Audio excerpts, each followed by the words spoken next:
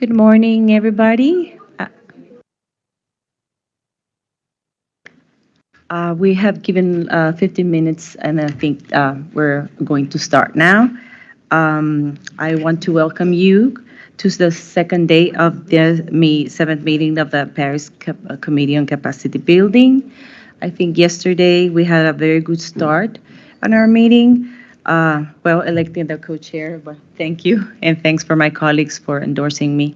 It's an honor to serve, and I'll do my best here with Roberta and the secretariat and all the colleagues to do as good job as Roberta does.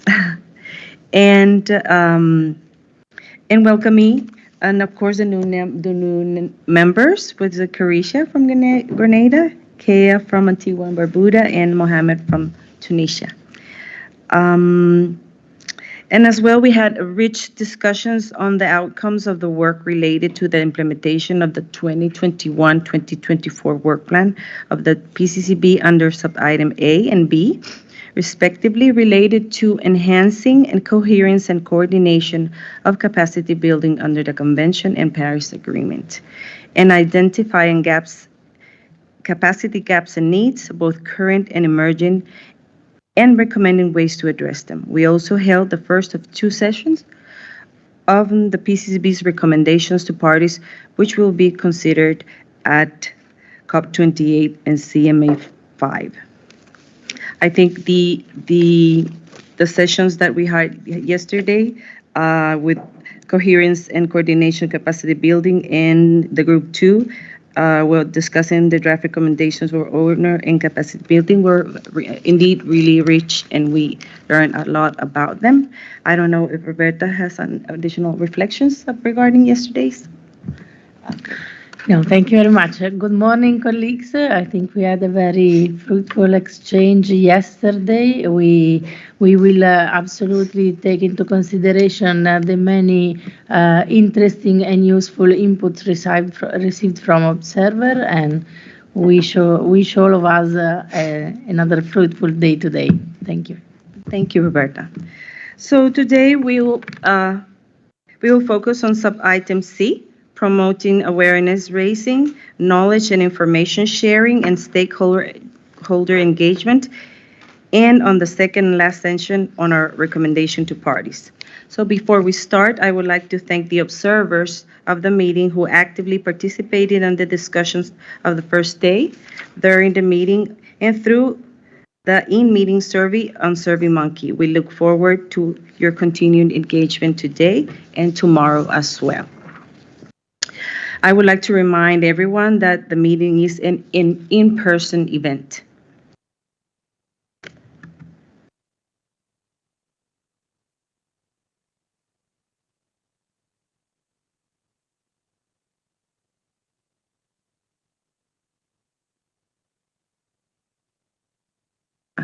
Sorry.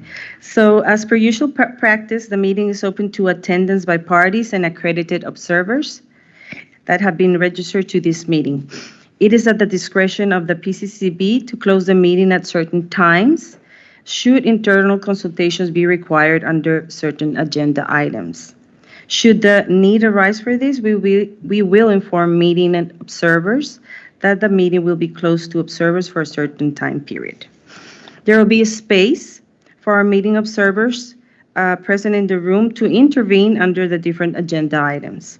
For all interested stakeholders not registered to this meeting, there is a live webcast to follow the progress of the meeting. These viewers will not be able to make interventions, though.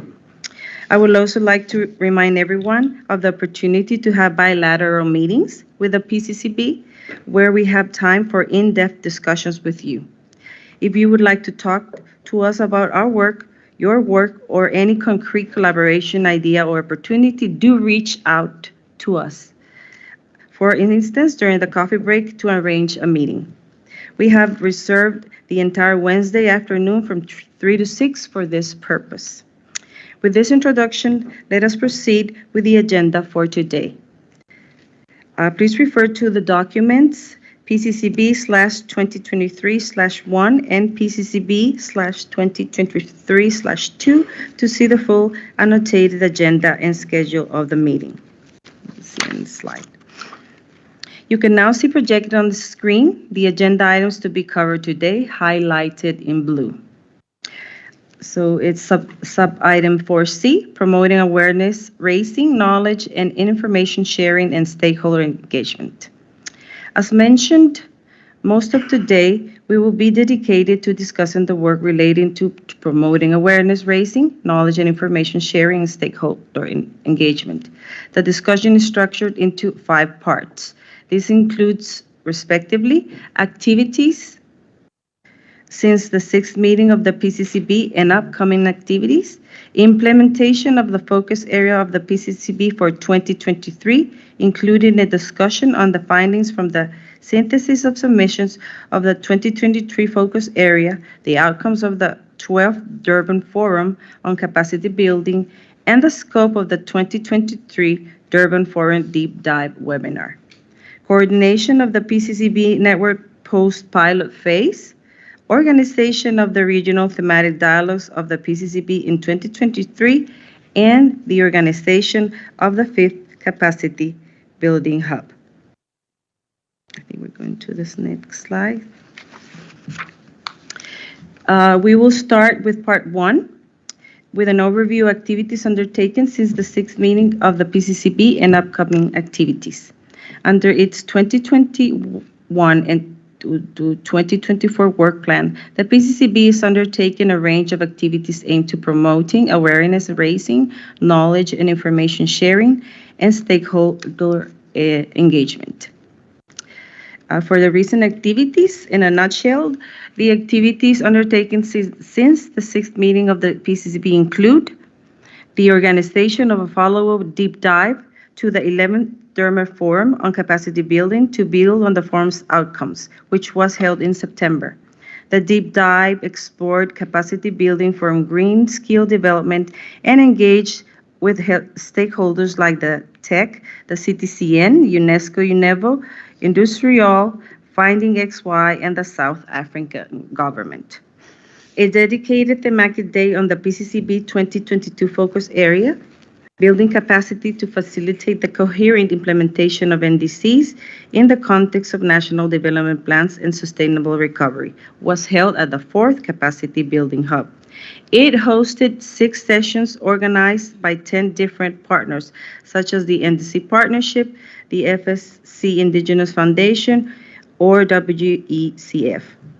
The PCCB also launched a call for submissions by party and non-party stakeholders on its annual focus area for 2023, capacity building support for adaptation, with a focus on addressing gaps and needs related to formulation and implementing national adaptation plans, the outcome of which fed to the design of the 11th Durban Forum that took place last week. Another key activity related to this sub-item is the organization of the 4th Capacity Building Hub at COP27, 48 sessions from a wide variety of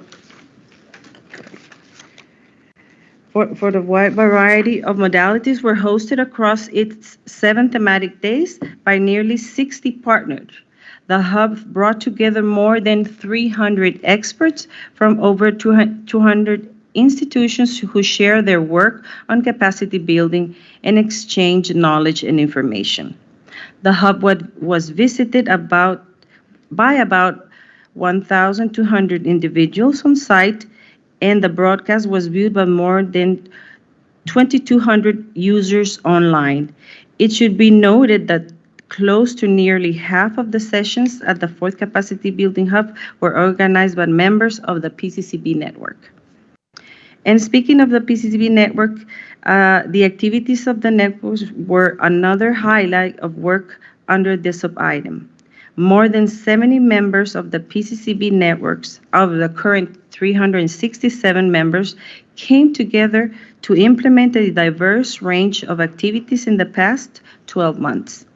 Included a number of webinars, dialogues, workshops, newsletters, podcasts, and digital postcards. The evaluation report of the pilot phase of the PCCB network was published and launched at the PCC network hosted session of the fourth Capacity Building Hub at COP27. We will discuss the findings of this evaluation in a dedicated slot later today.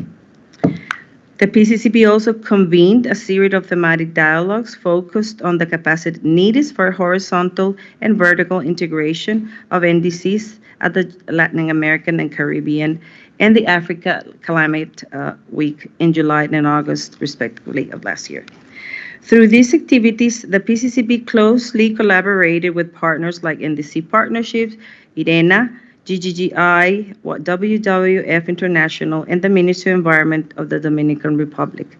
The dialogue series wrapped up at a session at the fourth Capacity Building Hub, which also engaged stakeholders from the Asia Pacific and the MENA regions.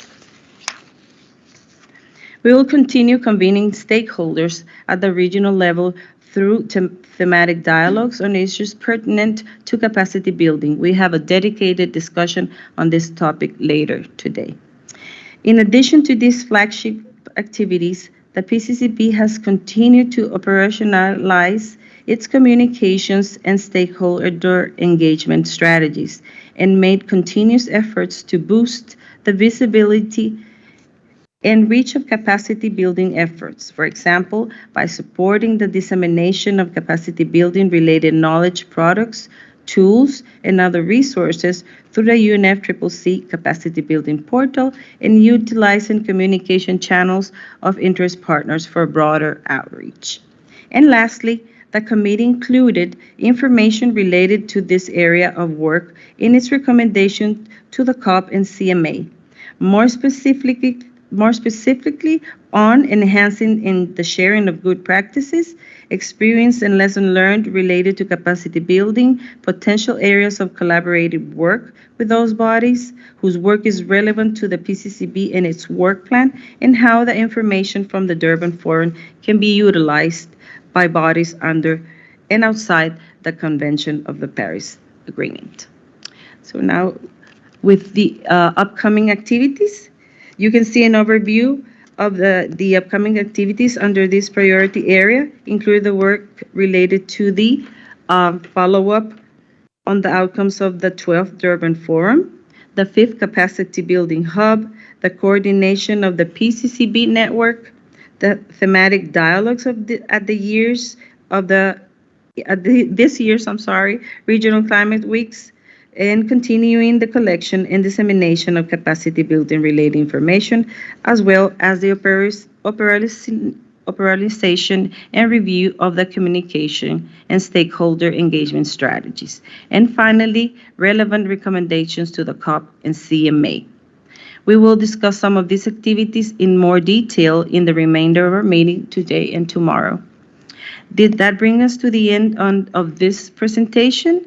And I would like to open the floor for any reactions from PCCB members. And following, we can also open the floor to observers as we look forward to hearing their view of as well. So now the floor is open for members of the PCCB.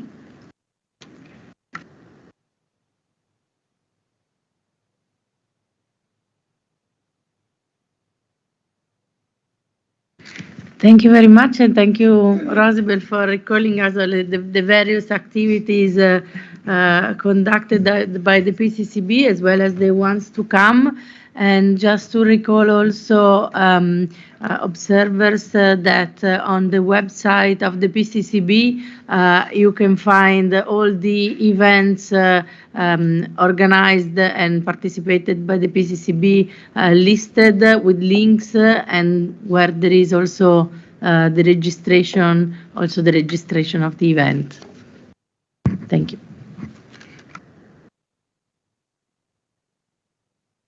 Thank you, Roberta. Lily, please. Thank you. This, I feel like, is one of the most thorough list of updates that we've had. And in particular, I just wanted to highlight the success of the Capacity Building Hub, and the stats that you provided for the 4th Capacity Building Hub were really quite impressive. The Capacity Building Hub is really like the PCCB's flagship moment because it takes place at the COP. It's a place to be able to show all of the successes for partners and participants to make connections, and just a good place for engagement. And so at the Capacity Building Hub in Sharm, it was 7 days long. And so in total, Rosie Bell shared that they had 48 sessions, nearly 60 partners, 300 experts, 200 institutions, 1,200 people visiting in person, and 2,200 people online. And so that means every single day, if you don't, repeat people, that's 7 different sessions, 8 different partners, 40 experts, 28 institutions, 200 people in person and 300 online, 500 people total just attending and visiting. And so that's a very impressive track record. And this is only the 4th Capacity Building Hub, and my understanding is that it's grown every year. So really looking forward to the 5th Capacity Building Hub and all of the different events at the Regional Climate Weeks as well, and encourage you all to be able to attend those. That's wonderful, Lily, how you manage all the data. Yeah, I was able to be the capacity, and it was extremely great work and experience in Sharm last year. Is the Kun-san? I'm sorry. Thank you, Co-Chair. Good morning, colleagues. So I think Lily basically spoke with all her amazing statistics. So I really don't have to do that. I can only say I closely, I've been, as a PCCB member, has been working and also with the Secretariat, and also had some opportunity to be on the panel, and I just wanted to appreciate the level of richness in discussion and the active involvement of everybody, member states, stakeholder, in the capacity. The level of interest never went down. So I just wanted to a shout out to everybody, and also for me, especially when I had some time off negotiation, which you hardly get, right? So I tend to just run to PCCB Hub, and so you can imagine how engaged that was, and the richness in the information, and the opportunity of networking. So I had really good time, and I look forward to the 5th capacity, and my appreciation to everybody. Thank you very much. Thank you, Kun-san. Oh, go ahead, Farhad. Yes, just to echo this. This is one of the most important activity within the PCCB. I had a chance to participate in the African Week in Gabon, and I had to run one of the sessions within that. So the level of participation was very impressive. So I think it's a good thing that we should keep it on, the African Week, as well as the Climate Change Hub. Thank you very much. Thank you, Farhad. For me, it's important to highlight the Free Capacity PT Hub were organized by members of the PCCB network, so that's great to highlight. The floor is open to, go ahead. Thank you, Co-Chair. I would like just add what my colleagues just mentioned about appreciating the hard work that has been put within the frame of COP27 and organizing this amazing event at the platform of 4 Capacity Building Hub. Using the opportunity, I would like to thank Secretariat for its efforts and resources developing the summary report, which is available publicly, and I think this is very informative report, can be used across the globe and by developed and developing countries and observers and non-state actors. Thank you very much. Thank you. Indeed, this is great work by the Secretary as well. Now, it's if the observers want to take the floor, you're welcome to do so.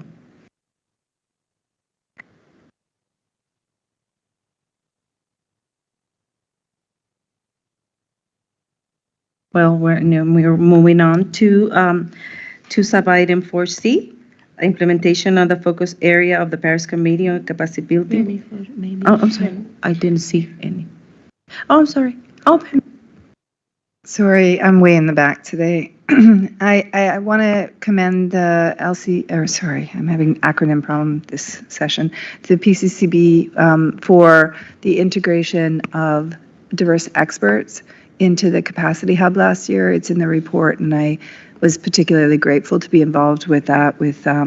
I acted as ACE, but having the gender, Indigenous peoples, knowledge, youth, and human rights integrated. So thank you very, very much for that work and for the involvement with the Secretariat. thank you. Thank you very much, coaches, and good morning, colleagues.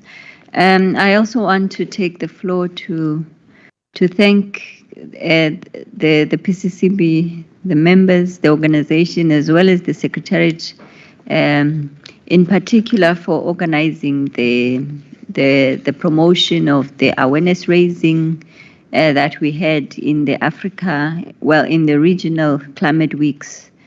I particularly participated in the one that was in Gabon, and that was very well attended. And I think we could do even more in terms of publicizing or making the awareness raising even better.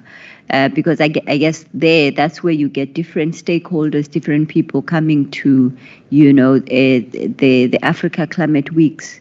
The climate weeks instead of just the negotiations, because in the negotiations we all have so many things to do.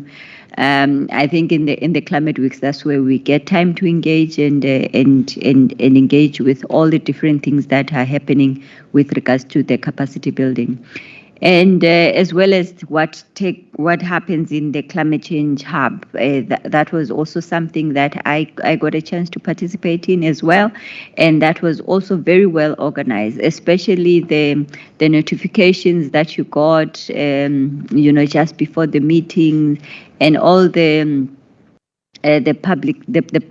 publicity that went with the capacity building that took place. Having said that, coaches, I think we need to also expand the mandate of how we do this promotion of awareness raising and knowledge and information sharing. I don't know how we can even take it further to reach a wider audience in terms of the work that the PCCB is doing, because there's so much that the PCC is doing, and not a lot of it is known. And I think that it's something that we need to focus more on going forward. Thank you so much.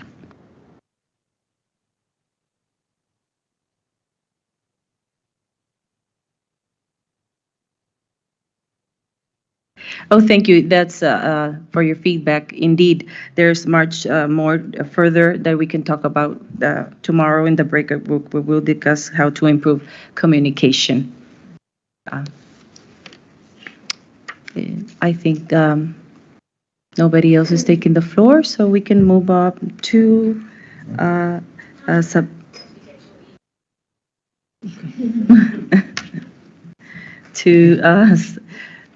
sub-item 4C, implementation of the focus area of the Paris Committee on Capacity Building for 2023, including a discussion of the findings from the synthesis of the submissions of the 2023 focus area, the outcomes of the 12th Durban Forum on Capacity Building, and the scope of the 2023 Durban Forum Deep Diver webinar. So this is the second part of today's discussion on the implementation of the PCCB focus area for 2023 on capacity building support for adaptation, with a focus on addressing gaps and needs related to formulating and implementing national adaptation plans. So in this agenda item, it comprises several segments. First, we will have a presentation of the outcomes of the 12th Durban Forum on Capacity Building that was held last week on June 7, followed by a discussion. This will be followed by a plenary discussion on our planned 2023 Durban Forum Deep Dive webinar, where we intend to follow up on some of the key issues or areas that came up at the Durban Forum. Against this background, I would now like to invite the co-facilitators of the 12th Durban Forum, Pemi Gasela and Makoto Kato, to report on the outcomes of the forum to enable the committee to discuss them and consider any follow-up action. So, should we come? Yes. Yes. And we move. Can you please, you can come up here. Thank you.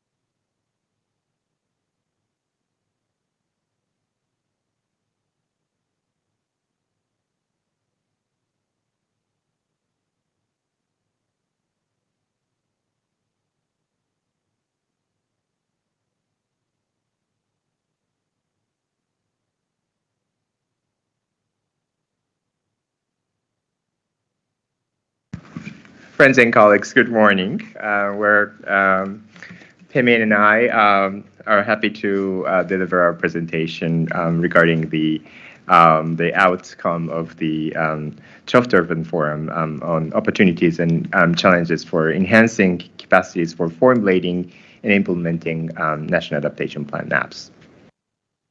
My name is Makoto Kato, first of all, and I would like to here's the presentation. So the selected theme for the forum was opportunities and challenges for enhancing capacities for formulating and implementing NAPs. And it was aligned with the 2023 PCCB focus area, which is capacity building support for adaptation with the focus on addressing gaps and needs in formulating and implementing National Adaptation Plan.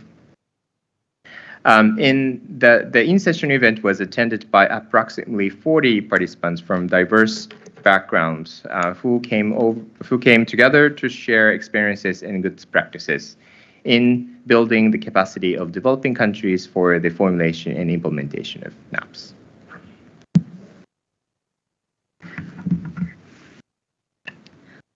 Thank you very much, Makoto, and good morning, colleagues. My name is Pemi Gasela, and I'm from South Africa. I will be sharing the Durban Forum objectives. The Durban Forum shed light on the opportunities and challenges based on the ground experience and the sharing of practices.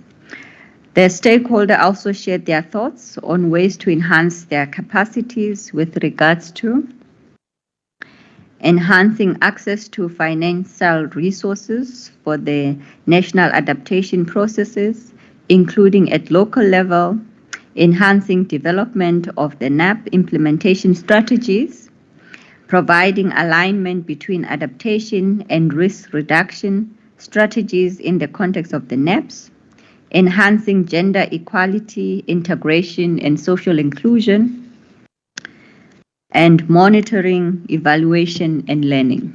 Next slide.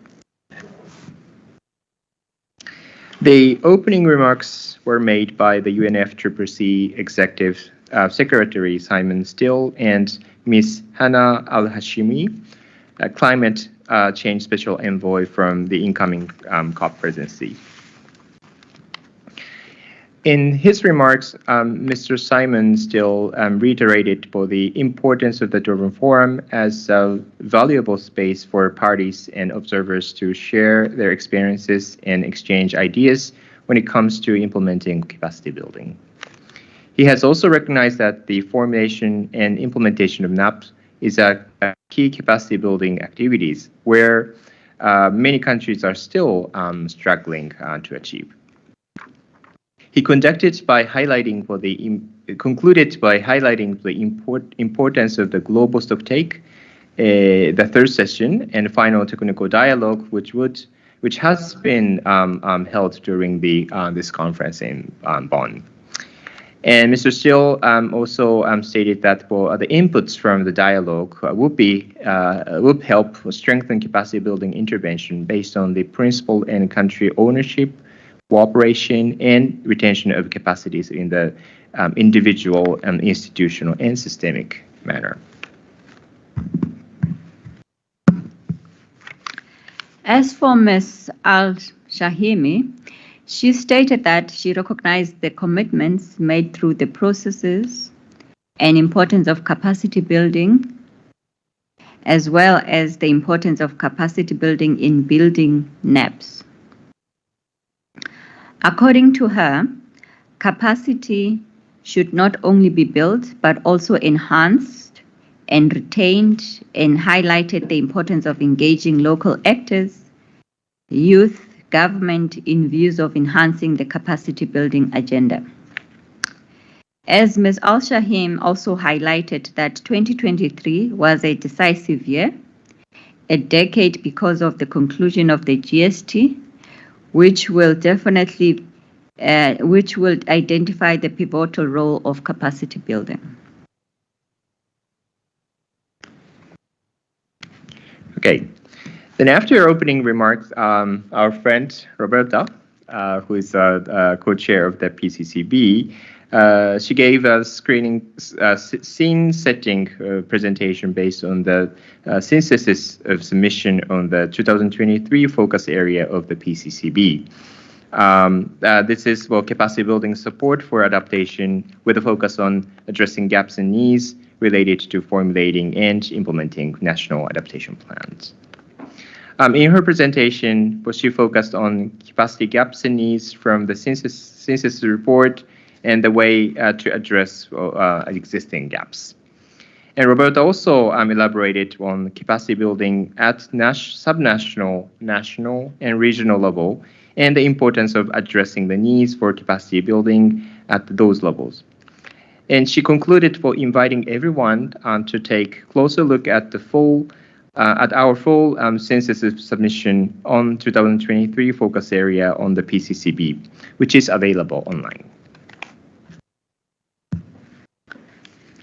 There were 4 panelists for this year's Durban Forum, and we had Mr. Klo Ramaru, the Chief Director for Climate Adaptation in the Ministry of Forestry, Fisheries and the Environment in South Africa. And we also had Ms. Angela Days, Director, Gender Equality and Social Inclusion for Resilience at the International Institute for Sustainable Development. And we also have Ms. Jania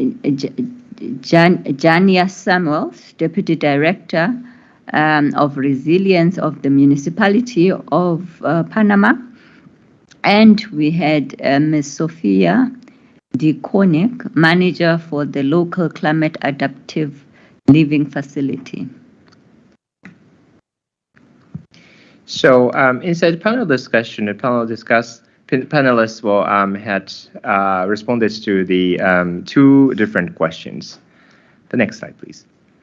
The same place. So the questions, first questions are, what are major challenges faced with regards to enhancing capacities, such as enhancing access to financial resources for a NAP process, including local levels, and enhancing development of NAP implementation strategies, providing alignment between adaptation and risk reduction strategies in the context of NAPs, enhancing gender equality, integration, and social inclusion, and monitoring, evaluation, and learning.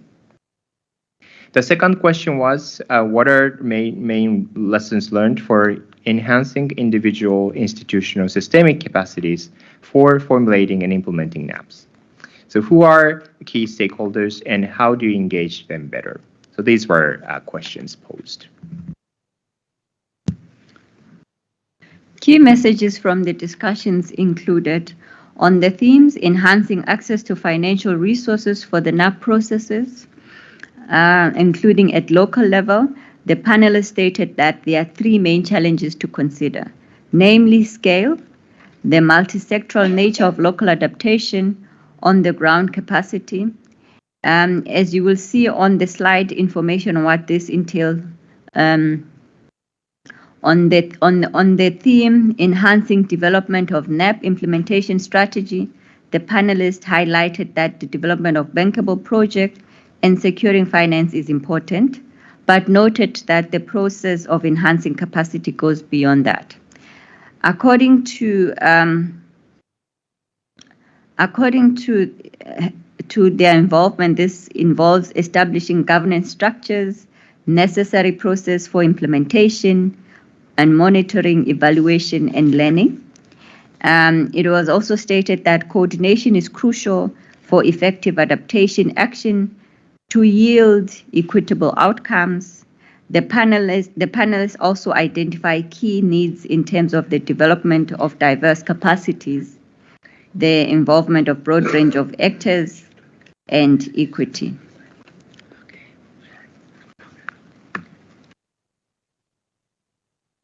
In the discussion, I would like to further introduce what were discussed on the theme of providing alignment between adaptation and risk reduction strategies in the context of NAP. The panelists highlighted the importance that you can see on the slide here.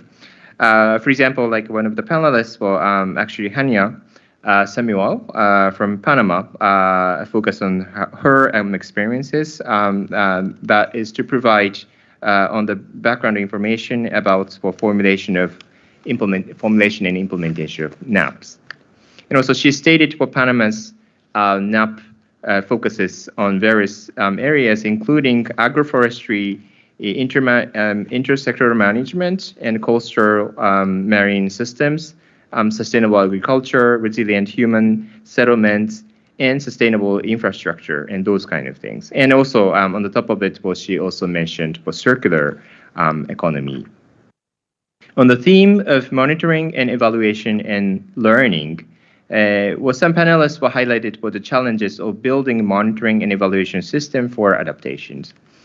And also, they elaborated the aspects of governance and data reporting and information and communication and technologies and integrated reporting system. I think this comes from my colleague from South Africa in the discussion. On local engagement, our panelists highlighted that systematic approach are crucial to engage wide range of actors, particularly at a local level. Decentralization systems can facilitate the channeling of finance to local governments and enable the utilization of budget system to identify community investment that address local needs. Additionally, aligning with government procedures and implementing the performance-based climate resilient grant creates accountability. On how to address gaps, one panelist highlighted the importance of revisiting and addressing the challenges faced in local adaptation, measures to ensure effective capacity building, and the development of solutions to address climate risk. As for ground lesson learned, the several points were highlighted by different panelists, as you can see on the slides. Those are all the existing challenges that were addressed that I will not go into. The next slide. Yes, and then after that, we had that exciting voting exercise. But the panel participants were invited to shape the forum based on their needs and by voting and on the theme to be discussed during the emerging discussion. And the voting was done through the Woo Club application, which is our digital transformation. And the three highest voted topics were one, building capacities to develop implementation strategies for NAP, which is led by Ms. Emily Beauchamp. And the second one, building capacities for gender equality, integration, and social inclusion in the NAP, which was led by Angie Dazid. And also third one was building capacity for participatory governance and locally led adaptation in the context of NAP, which was led by Professor Dr. Greg Walker. The discussion predominantly explored capacity gaps and challenges faced by countries regarding capacity building and in the context of NAP. And some of them identified, some of the identified gaps, well, including language inclusion and accessibility, a lack of inclusion, and also recognition of local organization and civil societies, among others, and are mentioned. Well, these are mentioned in this slide. From the challenges provided in the group discussions, there was also solutions that the participants also provided.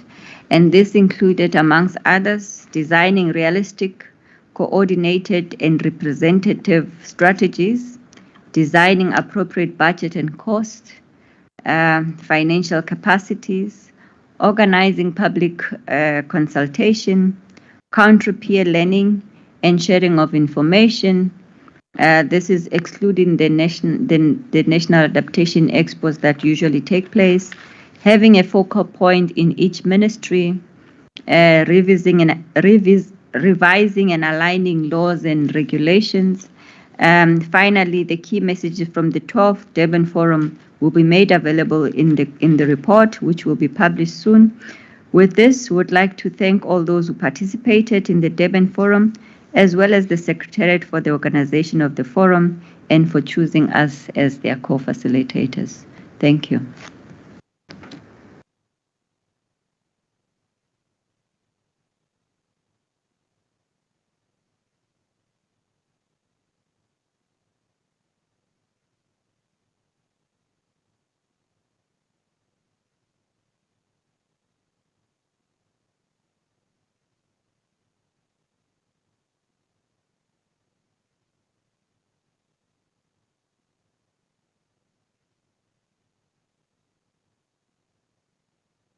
Well, thank you, Pemi Makoto, for this thorough report. I will now open the floor for PCCB members to react to the presentation, share their own views and perspective on the Durban Forum and its outcomes, and discuss possible follow-up work.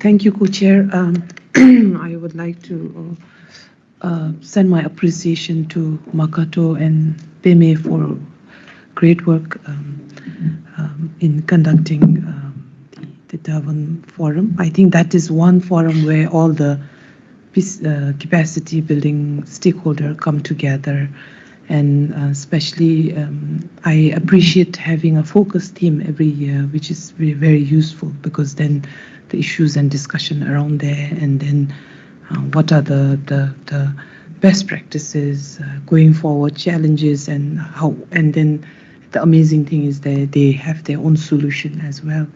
So as always, great work, but going forward, how do we, I think from the very discussion from the when we started meeting yesterday, I think one of the things that we've discussed is we have rich discussion, good document, good forum report, but how do we disseminate so that everyone is, can benefit from this one? So I think this is to adding on what we've discussed, and also my appreciation. Thank you very much.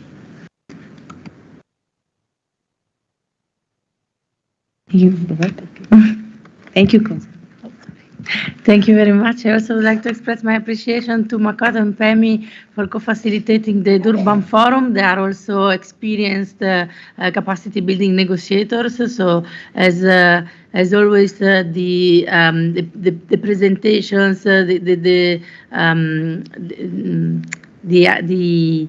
how to say, sorry. the Durban Forum was a lively discussion with the breakout groups and very informative for practitioners as well as party delegates. And as Kunzan was saying, I think we are really adding more and more to the usefulness of the Durban Forum, which is always a very useful space for capacity building interested stakeholders and parties to meet and discuss. Then first, the theme of the Durban Forum was aligned to the annual focus theme of the PCCB, which really helps to inform the work of the PCCB and offer the chance to parties and observers to somehow interact actively with the annual focus area of the PCCB, and also having presentation of the synthesis report from the call for submissions was another chance, because of course synthesis reports are prepared, are available online, but it's very useful to have the chance to quickly have a presentation and discuss them when we are here on site during the Bonn session in the space devoted to this kind of discussion. So to have them handy and commented by the participants, and this also to encourage more and more parties and observers to respond to the call for submission of the PCCB, because they can be really useful to inform the work of the committee and advance its mandate. Thank you. Thank you, Roberta. Lily, please. Thank you. Just wanted to add on to my colleagues' reflections on the Durban Forum. First, to thank Makoto and Pemi for their wonderful facilitation, and also just to reflect that I especially enjoyed the interactive piece of the Durban Forum, where we broke out into breakout groups and were able to have discussions for a little bit about a specific topic, and I found it to be really useful to just connect directly with other parties and countries on their reflections on the theme, and we were really working through some examples of how to build capacity responding to the breakout subject matter. And at least I don't remember that happening in the earlier Durban Forum, but it was a highlight for me of this one.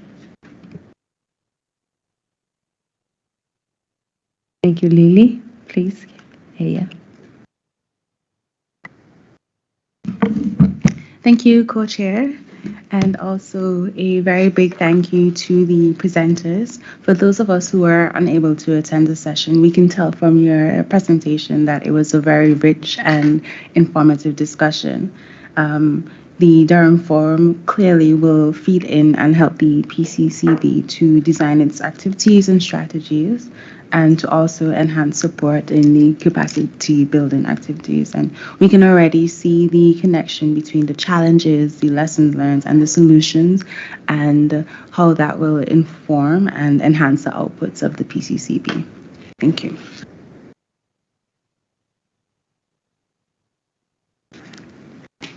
Thank you, Kaya. If there are no members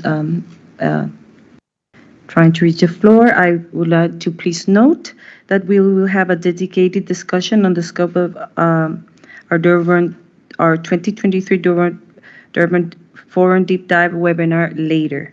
So for the moment, in terms of discussing follow-up work, I would like to invite you to not yet discuss this webinar, but instead focus on how the outcomes of the 12th Durban Forum can be considered in other follow-up activities, including our focus area day at the 5th Capacity Building Hub and the preparation of our recommendations to parties for consideration at COP28 and CMA 5 with regard to how information from the Durban Forum can be utilized by bodies under and outside the Convention and in the Paris Agreement. If there are any PC members that want to share their views.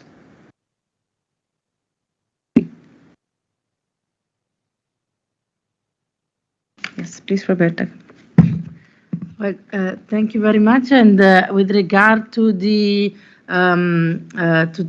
the focus area for the PCCB, I think, well, we will have a dedicated discussion, but as adaptation is such a relevant topic, and as the outcomes also of the Durban Forum, as well as the gaps and needs identified through the submissions, are so rich.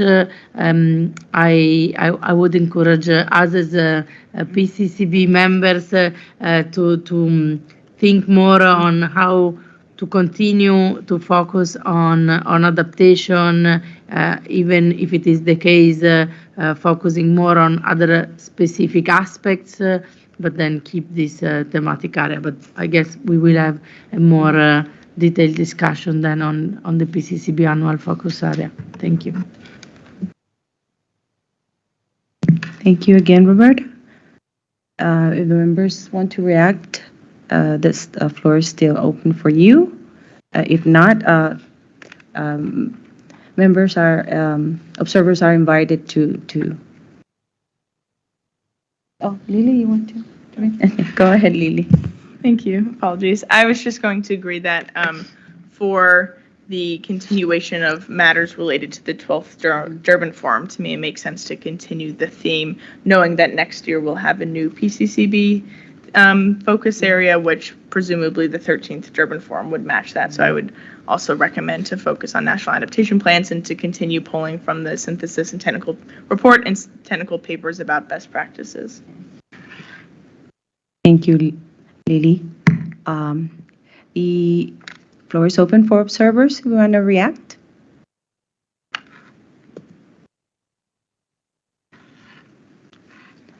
Okay, so this concludes our discussion. Oh, I'm sorry. Go ahead. Yeah, thank you very much. I just wanted to echo everybody's feeling that the summary provided by Makoto and Pemi was very comprehensive. It was a really great day for exchanging, in particular in the interactive format of the session. And we think that it was also great to have a choice of topics defined by ourselves. I think that was something that is a good practice that could hopefully be used again in future events of the PCCB. In terms of the outcomes, we look forward to receiving the summary from the Secretariat. Thank you very much. Oh, thank you. I think nobody, I don't want to miss anybody, is requesting the floor. So this concludes our discussion on the outcomes of the 12th Durban Forum. I would like to sincerely thank the co-facilitators of their precious time to participate and present at our meeting today. You are very welcome to stay for the rest of the meeting today, should your time permit. Thank you. So we are now, we're going to discuss our discussion guiding questions.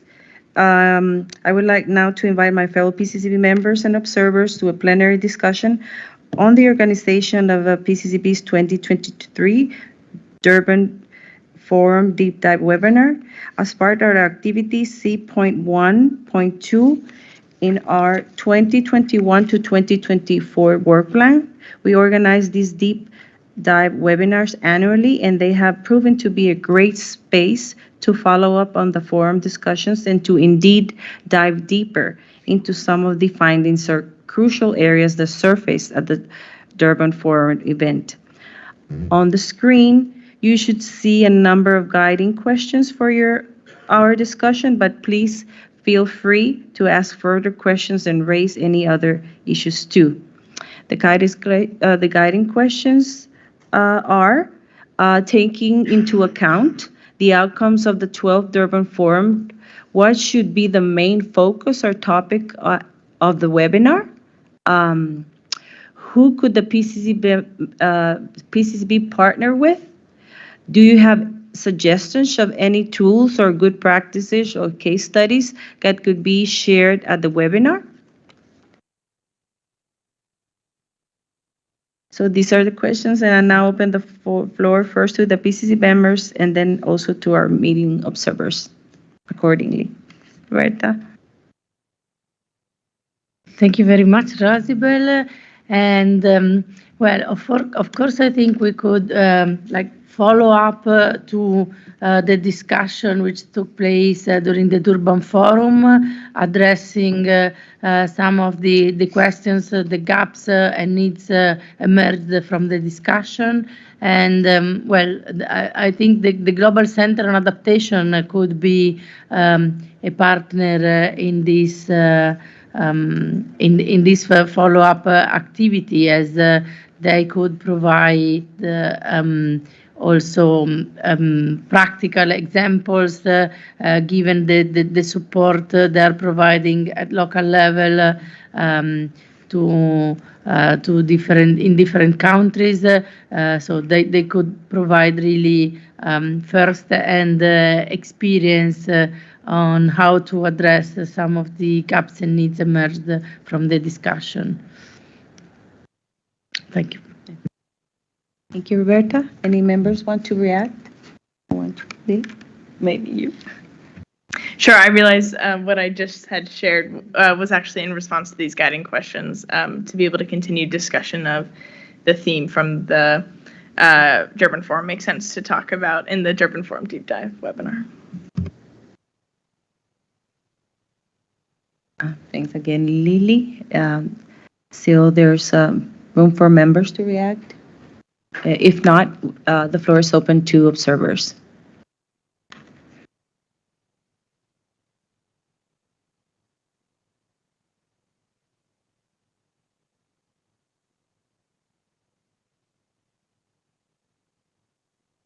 Well, okay, go ahead. Yes, thank you. Just to say that in terms of the webinar, I understand correctly that it would relate again to the NAPS. Is that correct? Yeah. Okay. But in that case, I'm not sure about partnering, but I could certainly put you in touch with colleagues from the GIZ, from the German Development Agency, as they have quite a bit of experience in implementing and supporting developing countries in developing and implementing their NAPs. So I would have to follow up with with you maybe after this meeting. Thank you. Well, thank you for your offers. It's taken. Okay. Go ahead. Thank you. In response to the second guiding question, I would like to put forward that the UN for NAPS could be a really good group for us to partner with. It particularly offers a platform for countries, the least developed countries and SIDS, to communicate their needs and offer technical support on an ongoing basis. Thank you, Kaya, for your intervention. Back in the back. Hello, good morning, colleagues. My name is Leanne Roper, and I'm with the UN Office for Disaster Risk Reduction. I wanted perhaps to add that there is work underway to support countries in having an integrated approach under a comprehensive disaster and climate risk management approach. And what that means is countries are opting to, for example, look at how to integrate disaster risk reduction in NAPS, and vice versa, how to integrate adaptations in DRR strategies for greater alignment between these two areas where there are commonalities. I therefore would place on the table for consideration the option of also having the sharing from different countries on how they are approaching their NAPS with this comprehensive lens. And building on the comment that was made earlier, the UNDRR is also a part of the UN for NAPS, and so we can also see how we can lend support based on time and what may be expected from us. Thank you. Thank you very much. We completely agree with that, and the Secretariat will take note of that. Still have some minutes if Anybody wants to react from the observers? Well, if not, we would agree on the action points projected here on the screen. And can ask my fellow members from the PCCB for approval. Yes? Okay, so it is approved then. Thank you. So now I would like to invite our meeting observers to send us any further comments on this sub-item via our meeting survey on our Survey Monkey as soon as possible so that the committee can react to them either later in the meeting if there is time or after the meeting. The link to the survey is now, again, projected on the screen. So now I think we go to a coffee break, but it's around for 30 minutes, following which we will have a lunch break from 12 to 3 p.m. Today, due to the changes in today's schedule that was announced yesterday, I would like to remind everyone that the updated schedule has been posted yesterday on the PCCB 7 meeting page and is available from here. I hope you enjoy your coffee, and we will reconvene in this room at 3 p.m. I'm sorry, I missed, oh, no, I'm sorry, I missed that. So enjoy your long break, and we'll reconvene at 3. Thank you very much.